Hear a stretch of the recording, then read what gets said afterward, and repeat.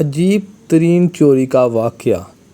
ایک نہایت شاطر اور ماہر چور نے چوری کی خاطر مہنگا لباس زیب تن کر کے معزز اور محترم دکھائی دینے والے شیخ جیسا حلیہ بنایا اور صرافہ بازار میں سونار کی ایک دکان میں چلا گیا۔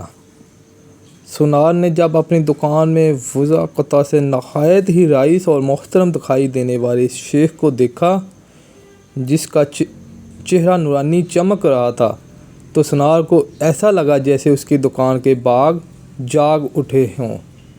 اسے پہلی بار اپنی چھوٹی سی دکان کی عزت و وقار میں اضافے کا احساس ہوا۔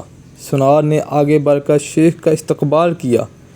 شیخ کے بعروپ میں چور نے کہا، آپ سے آج خریداری تو ضرور ہوگی، مگر اس سے پہلے بتائیں، کیا آپ کے لیے ممکن ہے کہ آپ اپنی ثقافت سے ہمارے ساتھ مسجد بنانے میں حصہ ڈالیں؟ اس نیک کام میں آپ کا حصہ خواہ ایک درہم ہی کیوں نہ ہو۔ سونار نے چند درہم شیخ کے حوالے کیے ہی تھے کہ اسی اثنا میں ایک لڑکی جو در حقیقت چور کی ہم پیشہ تھی، دکان میں داخل ہوئی اور سیدھی شیخ کے پاس جا کر اس کے ہاتھوں کو بوسہ دیا اور التجائیہ لہجے میں اپنے اور اپنے اہل و عیال کے لیے خیر و برکت کی دعا کے لیے کہا۔ سونار نے جب یہ منظر دیکھا تو اس سے رہا نہ گیا اور معذرت خواہ لہجے میں کہنے لگا، اے محترم شیخ، لا علمی کی معافی چاہتا ہوں، مگر میں نے آپ کو پہچانا نہیں ہے۔ لڑکی نے یہ سن کر تعجب کا اظہار کیا اور سونار سے مخاطب ہو کر کہنے لگی، تم کیسے بد نصیب انسان ہو!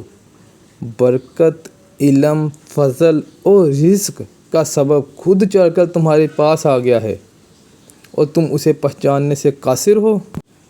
لڑکی نے شیخ کی طرف اشارہ کرتے ہوئے کہا کہ یہ فلاں علاقے کے مشہور و معروف شیخ ہیں، جنہیں خدا نے کثرت علم، دولت کی فراوانی اور ہر قسم کی دنیاوی نعمتوں سے مالا مال کر رکھا ہے۔ انہیں انسانوں کے بھلے کے سوا کسی چیز کی حاجت نہیں۔ لوگ ان کی ایک جھلک دیکھنے کے لیے بےتاب رہتے ہیں۔ سونار نے شیخ سے معافی مانگتے ہوئے کہا کہ شیخ صاحب، میں معافی کا طلبگار ہوں۔ میرا سارا وقت اس دکان میں گزرتا ہے اور باہر کی دنیا سے بے خبر رہتا ہوں۔ اس لیے اپنی جہالت کی وجہ سے آپ جیسی برگزیدہ ہستی کو نہ پہچان پایا۔ شیخ نے سونار سے کہا، کوئی بات نہیں، انسان خطا کا پتلا ہے۔ غلطی پر نادم ہونے والے شخص خدا کو بہت پسند ہیں۔ تم ایسا کرو، ابھی میرا یہ رومال لے لو اور 7 دن اس سے اپنا چہرہ پوچھتے رہو۔ 7 دنوں کے بعد یہ رومال تمہارے لیے ایسی برکت اور ایسا رزق لے آئے گا جہاں سے تمہیں توقع بھی نہ ہوگی۔ جوہری نے پورے ادب و احترام کے ساتھ رومال لیا، اسے بوسہ دیا، آنکھوں کو لگایا اور اپنا چہرہ پونچھا تو ایسا کرتے ہی وہ بے ہوش ہو کر گر پڑا۔ اس کے گرتے ہی شیخ اور اس کی دوست لڑکی نے سونار کی دکان کو لوٹا اور وہاں سے فوراً رفو چکر ہو گئے۔ اس واقعے کو جب 4 سال گزر گئے اور سونار رو دھو کر اپنا نقصان بھول چکا تھا، تو 4 سال کے بعد پولیس کی وردی میں مربوط 2 اہلکار سونار کی دکان پر آئے۔ ان کے ساتھ وہی چور شیخ تھا جس کو ہتھکڑیاں لگی ہوئی تھیں۔ سونار اسے دیکھتے ہی پہچان گیا۔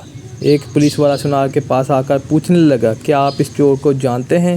کیونکہ آپ کی گواہی سے ہی قاضی اسے سزا سنا سکتا ہے۔ سونار نے کہا، کیوں نہیں، اس نے فلاں فلاں طریقہ واردات سے مجھے بے ہوش کر کے میری دکان لوٹ لی تھی۔